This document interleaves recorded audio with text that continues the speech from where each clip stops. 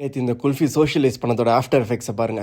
இந்த பையன் காலையிலேருந்து எங்கள் வீட்டு முன்னாடியே உட்காந்துருக்க, என்ன பண்ணாலும் போக மாட்டேங்கிறான். அவனெல்லாம் அப்படியே விட்டுணும்னு சொல்லிட்டு விக்ரம்க்கு நானும் எப்படி இல்லாமல் சாப்பாடு கொடுக்க ட்ரை பண்ணேன். ஃபர்ஸ்ட்டு பூவை காமிச்சு கொடுத்தேன், சாப்பிடல. அதுக்கப்புறம் இந்த டான்சிங் பப்பியை காமிச்சு கொடுத்தா அப்பயும் சாப்பிடல. அப்போ தான் தூரத்தில் 3 பேர் உட்காந்துட்டு இருந்தானுங்க. அவங்கள காமிச்சு விக்ரம் அங்கே பாரு 3 days அப்படின்னா விக்ரம் உடனே சாப்பிட்டான். அதை கேட்டு கொஞ்சம் காண்டான boys are we joke to you அப்படின்ற மாதிரியே என்ன பார்த்தானுங்க. சாரி பாய்ஸ், எனக்கு ஒரு வழி தெரியல அப்படின்னு சொல்லிட்டு பக்கத்தில் இருக்க ஒரு வியூ பாயிண்ட்டுக்கு போயிட்டோம். அங்கே கொஞ்ச நேரம் அப்படியே எல்லாரும் உட்காந்து அந்த வியூ ரசிச்சுட்டு அப்படியே பக்கத்தில் ஒரு மைல் வாக்கிங் போயிட்டு இருந்துச்சு. அதை பார்த்துட்டு ஒரு அருமையான சாப்பாடை சாப்பிட்டுட்டு அப்படியே விக்ரம்க்கு பக்கத்துல இந்த கோழி குஞ்செல்லாம் காமிச்சிட்டு இந்த தீப போய் அவனோட ஷூ சோல நேற்றுக்கு எங்கேயோ தொலைச்சிட்டானா. அது இன்னைக்கு அதிசயமா ஒரு ரோட்டு ஓரத்தில் கிடைச்சது. இது விழுந்த இடம் எங்க வீட்டிலேருந்து ஆல்மோஸ்ட் 2 கிலோமீட்டர். 2 கிலோமீட்டருக்கு ஷூ சோல் பிஞ்சு விழுந்த கூட தெரியாம நடந்தே வந்திருக்கான். அண்ட் இவனோட மூஞ்சியை பாருங்க, இது கிடைச்சதுல அவ்வளோ சந்தோஷம். வீட்டுக்கு போய் காமிச்சா எங்க அம்மா அவ்வளோ பெருமைப்படுவாங்கன்னு வர சொன்னான். இப்போ அவங்க அம்மா மூஞ்சியை பார்த்தாலே தெரியும் உங்களுக்கு அவங்க எவ்வளோ பெருமைப்படுறாங்கன்னு. அப்படியே சின்ன பசங்களை ஏமாத்தி ஷட்டில் காக் பேட் வச்சு கிரிக்கெட் ஆடி வின் பண்ணிட்டு நைட்டு கேம்ப் ஃபயர் ஏற்றியே ஆகணும்னுங்க. அதுக்காக விறகு போருக்கு போயிட்டேன். அது முடிச்சுட்டு ஒரு வாட்டர் ஃபால்ஸ் போலாம் தான் போனோம். பார்த்தா அங்கே ரீசெண்டாக டெத் ஆயிடுச்சு, அதனால் அதை க்ளோஸ் பண்ணிட்டோம் அப்படின்ட்டாங்க. அதனால்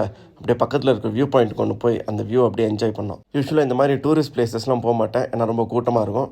ஆனால் ஏன் லக்கி இன்னைக்கு சுத்தமாக கூட்டமே இல்லை. அண்ட் இந்த இடத்துல வியூ வேறு லெவலில் இருந்துச்சு. இதுதான் ஏற்காடுலேயே ஹையஸ்ட் வியூ பாயிண்ட்டாக. ஆனால் இந்த மார்னிங் வந்து தான் செம்மையாக என்ஜாய் பண்ணிக்க முடியும், ஏன்னா ஈவினிங்கில் சன் ஆப்போசிட்டில் இருக்குது. அதனால் கண்ணு செம்மையாக கூச ஆரம்பிச்சிருச்சு. அப்படியே வீட்டுக்கு வரையில் இந்த பசங்க இந்த இடத்த பார்த்துட்டாங்க. இது கேமிங்கோட நாங்கள் விளையாடியே ஆகணும்னு சொல்லிட்டு என்னை இழுத்துட்டு போயிட்டானுங்க. வேறு லெவலில் இருக்கிற வியூ பாயிண்ட்லாம் கூப்பிட்டு போய் காமிச்சா இவங்க எந்த மாதிரி இடத்த பார்த்து எக்ஸைட் ஆகுறாங்க பாருங்க. ஆனால் சும்மா சொல்லக்கூடாது, உள்ளே போன 5 நிமிஷத்துக்கு நானும் செம்மையாக குஷி ஆகிட்டேன். அந்த குஷியில் இந்த சுற்றி அச்சாம் பாருங்க ஒரு அடி பாயிண்ட் சர்றன்னு மேலே போக ஆரம்பிச்சிருச்சு.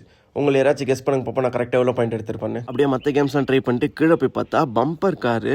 ஆஹா, சின்ன வயசுல இது நம்மளோட ஃபேவரட் ஆச்சு அப்படின்னு சொல்லிட்டு நானும் ஏறி உட்காந்து எல்லாரும் டம்மு டிம்முன்னு இடிச்சு விளையாட ஆரம்பிச்சிட்டேன். செம்ம ஜாலியாக இருந்துச்சு. என்னதான் ஒரு அடல்ட்டாக இருந்தாலும் மனசளவில் நான் ஒரு குழந்தை தான் போல, இன்னும் வளரவே இல்லை. அப்படியே அங்கேருந்து கிளம்பி வீட்டுக்கு போய் கேம்ப் ஃபயர் ஏற்றுற வேலையை பார்த்தாச்சு. கேம்ப் ஃபயர் ஏற்றி முடிச்சுட்டு அதை சுற்றி எல்லாரும் உட்காந்து பாட்டு கேட்டு நைட்டு மொட்டை மாடல டின்னர் சாப்பிட்டோம். ஸோ அவ்வளோதான் கைஸ், லைஃப் எல்லாம் ரொம்ப காம்ப்ளிகேட்டே பண்ணிக்கூடாது. எனக்கெல்லாம் ஹாப்பியாக இருக்கிறது தான் ஹாபியே. நீங்களும் அப்படியே இருங்க. நம்ம நாளைக்கு பார்ப்போம்.